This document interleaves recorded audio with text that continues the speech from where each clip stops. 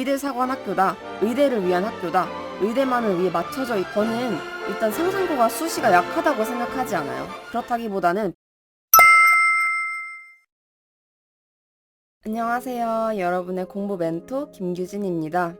저번에 올린 제 상상고 영상을 정말 많은 분들이 봐주신 것 같아요. 몇몇 분들이 댓글로 질문을 남겨주셨는데 앞으로도 제 채널을 구독하시는 분들이 다 비슷한 부분을 궁금해 하실 것 같아서 오늘은 많이들 물어보시는 질문을 주제로 영상을 찍게 되었습니다. 근데 그 전에 앞서서 한 가지 당부드리고 싶은 게 있어요. 제가 2016년에 상상고등학교에 입학해서 2019년에 졸업을 했는데요. 그러다 보니까 지금은 그때랑 달라진 것들도 많을 수 있어요.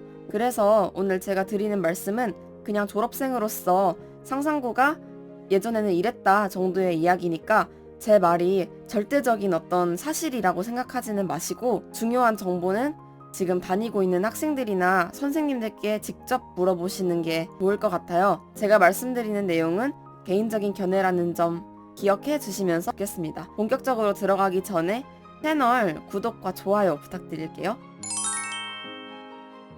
상상고가 특히 학비가 높은 학교로 유명했었던 것 같아요.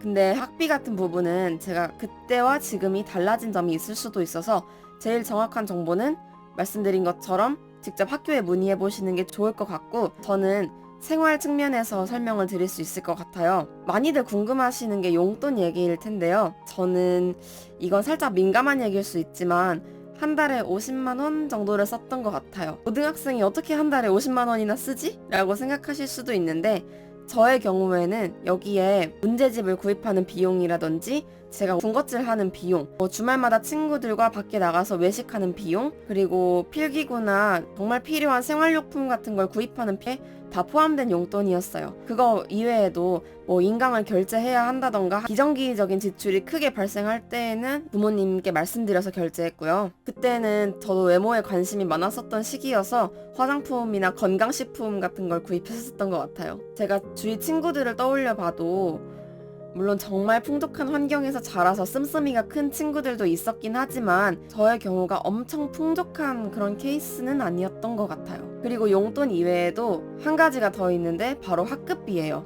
이게 밤마다 학부모님들이 자발적으로 모으시는 학급비가 있거든요. 학부모님들이 모아서 반마다 한 명씩 있는 총무한테 전달을 하게 되는데 이 돈으로 저희가 음식을 학교에서 시켜 먹기도 하고 아니면 어디 식당을 예약해서 한 번씩 크게 회식을 다녀오기도 하고 학급에서 필요한 비품들을 사거나 사진 촬영, 체육대회 이런 이벤트성 지출이 있을 때 사용했던 것 같아요. 아무래도 저희가 다 타지 생활을 하고 기숙사에서 지내다 보니 학급비로 부모님이 가끔씩 데리고 나가서 사주시는 외식을 대체하는 느낌으로 사용했던 것 같아요. 학급비의 금액은 또 명확히 얼마다라고 말씀드릴 수는 없는데 물론 제가 몰랐던 것도 있지만 그래도 엄청 소소한 금액은 아니고 그렇다고 해서 미디어에 보여지는 정말 상류층 동네의 학구열이 높은 그런 곳에 학부모 회비로 모으는 것처럼 그렇게 엄청나지도 않다.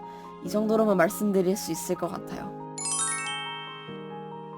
상상고에서도 학원을 많이 가나요? 이 질문도 정말 많이 들었는데요. 먼저 명확히 해둘 게 저는 고등학교 3년 내내 학원을 따로 다니지는 않았어요. 과외를 받지도 않았고요. 그래서 개인적으로 이런 기타 사교육을 받지 않은 입장에서 말씀드리자면 저는 학교 선생님들이 방과 후 혹은 토요일에 해주시는 특강이 있는데 그걸 듣는 게 정말 도움이 많이 되었던 것 같아요. 그래서 다른 사교육을 할 생각을 안 했던 것도 있고요. 상상고에서 다른 사교육을 받는다라고 하면 크게 학원과 과외가 있을 텐데요. 물론 인터넷 강의도 있지만 그런 인터넷 강의는 사실 너무 많은 학생들이 기본적으로 다 자기 주도적으로 하는 공부 방법이고 학원의 경우에는 상상고 앞에 학원가가 있어요. 서울에 있는 유명 학원이 전주에 캠퍼스를 거기에다 내기도 하고 그랬던 것 같은데 거기에 가거나 아니면 전주 서신동에 원래부터 좀 유명하던 학원가가 있어서 거기에 다니는 경우가 많다고 하더라고요. 상상고 바로 앞에 있는 학원의 경우에는 상상고 맞춤형 강의를 해주다 보니 정말 많은 친구들이 실제로 다녀서 일과 시간이 끝나고 저녁 먹을 시간이 되면 1, 2, 3학년 가리지 않고 정말 많은 학생들이 정문을 지나서 그 학원으로 가는 그런 진풍경이 펼쳐지기도 했었는데요. 저의 경우에는 그렇게 한 번씩 학교에서 나와서 이동을 하는 게 뭔가 집중이 깨지는 것 같기도 하고, 또 저는 제가 자기주도적으로 공부를 할 시간을 확보하는 게 중요해서 학원이라는 선택지를 딱히 생각해보지 않은 것 같아요. 과외를 받는다고 하면 지역에 있는 과외 선생님들께 평일 저녁마다 혹은 주말마다 그 인근의 스터디 카페나 일반 카페에서 과외를 진행하는 경우를 보기도 했어요. 하지만 저는 그보다는 특강을 주로 활용했어요.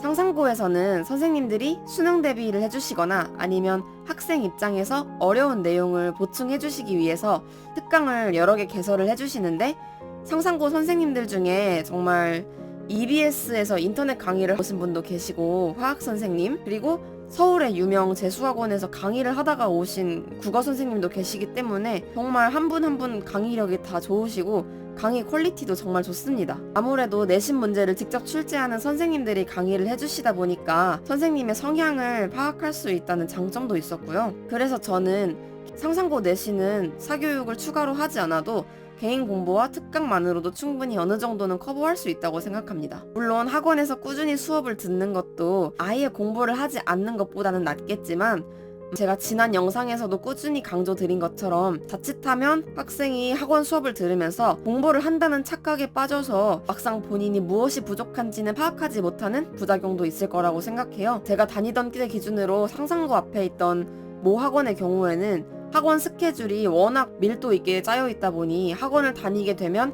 자기주도적인 공부를 할 시간이 정말 줄어든다라는 이야기를 듣기도 했었어요. 그래서 이런 부분을 다 고민해보시고, 만약에 이제 상상고에 새롭게 입학을 하는 상황이라면 학교를 몇 달 정도 다녀보면서 파악을 하고 적응한 다음에 학원을 다닐지 말지를 판단하셔도 충분히 늦지 않는다고 생각합니다. 상상고는 왜 의대를 많이 가나요? 의대를 가고 싶은 학생이 상상고에 가느냐, 상상고에 가다 보니 다 의대를 가게 되느냐, 이건 닭이 먼저냐 달걀이 먼저냐 같은 문제라고 생각하는데요. 아무래도 상상고가 학업 성취를 강조하는 학교이고, 그리고 우리가 고등학교까지의 학업 성취를 바탕으로 가장 성과가 높을 때 가는 곳이 의학 계열의 학교들이라는 점을 생각하면 상상고 학생들이 의대에 많이 진학하는 건 이상한 일이 아니라고 생각해요. 공부를 정말 잘 하게 되다 보니까 공부로서는 정점이라고 할 수 있는 의대에 진학을 하게 되는 거겠죠. 그것도 있고, 물론 이게 학교에서 모두가 의학 계열의 지망을 희망하는 상황에서 우리 친구들끼리 교류하면서 분명히 영향을 받는 것도 없지 않다고 생각해요. 그런데 그렇다고 해서 상상고가 마치 의대사관 학교다, 의대를 위한 학교다, 의대만을 위해 맞춰져 있다라고 말을 할 수는 없다고 생각해요. 저는 상상고에 입학할 때 막연히 의사라는 직업을 동경해서 자기소개서에도 의사가 되고 싶다고 적었었는데요. 그런데 학교를 다니면서 보니 이제 물리나 과학 수업을 제가 정말 좋아하고, 제가 살고 싶은 그런 모습은 공학자의 모습에 좀 더 가깝다는 판단이 되어서 상상고에서 개설한 여러 커리큘럼을 통해 공학자라는 꿈을 키워나간 케이스예요. 그래서 이제 서울대, 공대에 원서 접수를 하게 되었고요. 공대뿐만 아니라 다연대나 인문계, 상경계 등 정말 소신 있게 자신이 가고 싶은 분야로 꿋꿋이 가는 학생들도 많기 때문에 상상고의 모든 교육 과정이 의대를 위한 것이다, 이런 식으로는 말할 수 없을 것 같아요. 저희 학교에는 다른 진로를 희망하는 학생들을 위해서도 많은 탐구대회나 고급 과목이 개설되어 있어서 얼마든지 들을 수 있으니까요. 결과론적으로 의대를 많이 가게 되었지만 그렇다고 해서 상상고가 의대를 많이 보낼 수밖에 없도록 만들어진 학교는 아니다.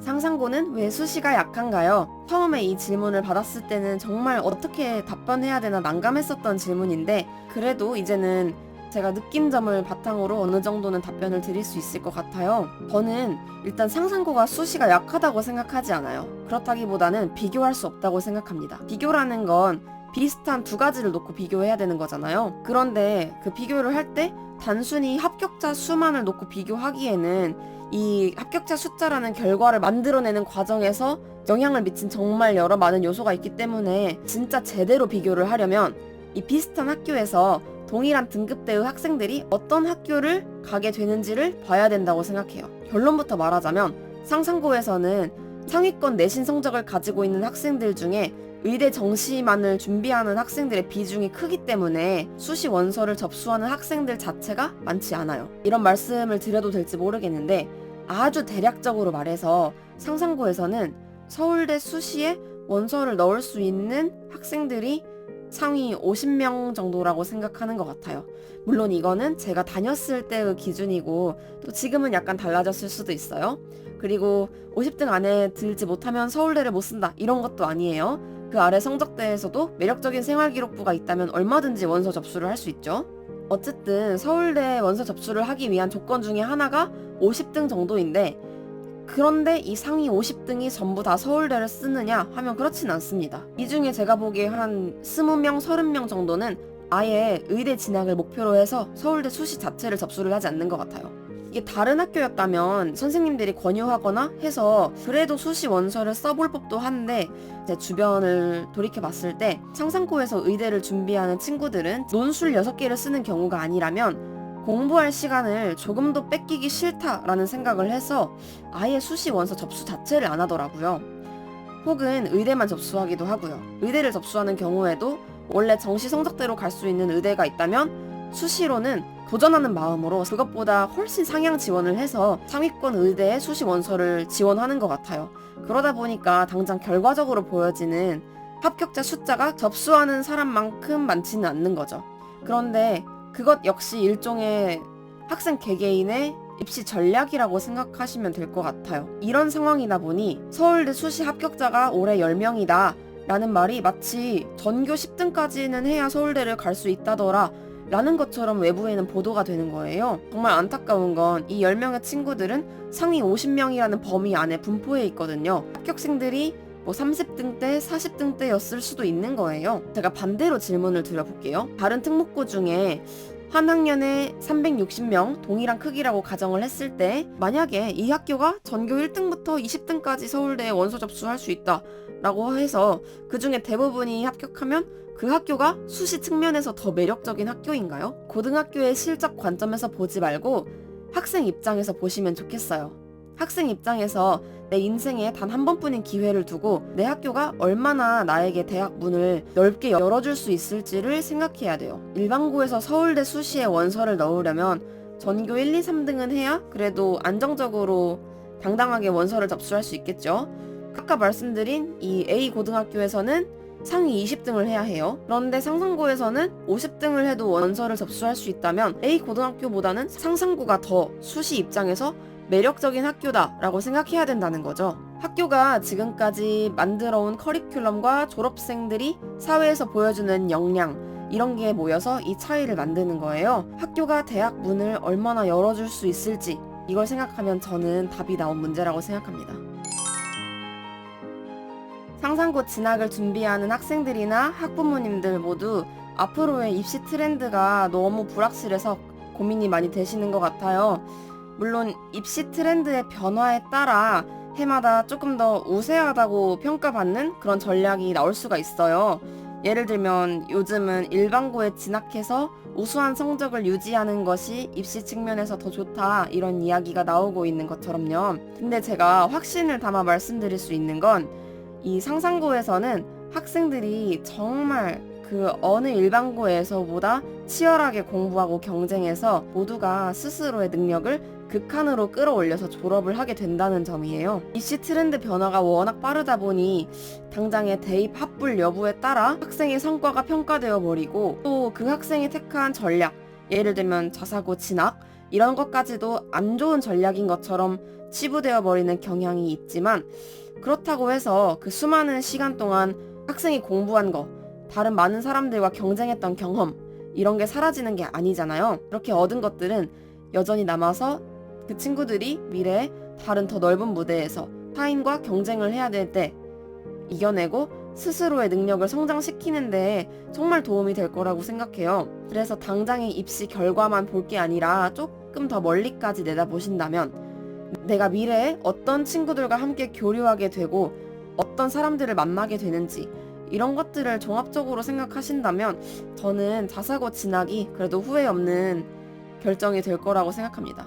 이렇게 여러 가지 질문들에 답변을 해봤는데요. 제가 사실 제 생각을 이렇게 말씀드릴 수 있는 이유는 저도 상상고를 졸업한 직후에는 친구들과 학교에 관한 이야기를 많이 했고 정말 많이 이런 질문들을 들어서 답변을 드리는 과정에서 제 나름대로의 주관이 생겼기 때문이에요. 그리고 무엇보다도 지금 제 스스로가 저의 모습을 보았을 때 확신이 있고 앞으로도 저를 긍정적으로 이끌어줄 거라고 생각하기 때문에 이렇게 말씀드릴 수 있는 것 같습니다. 물론 학교라는 공간에서 학업을 제외하고 선생님들과 친구들과 어떻게 상호작용했느냐에 따라서도 학교에 관한 평가는 사실 너무 달라질 수 있겠죠. 다른 여러 가지를 검토해 보신 다음에 종합적으로 생각해 주셨으면 좋겠습니다. 주위에 혹시 상상고 진학을 고민하는 학생이나 아니면 자녀분이 상상고 진학을 고민하는 그런 학부모님을 알고 계신다면 제 영상을 이렇게 링크로 공유해 주시면 정말 감사할 것 같아요. 이번 영상이 도움이 되셨다면 제 채널 좋아요와 구독 꼭 부탁드리고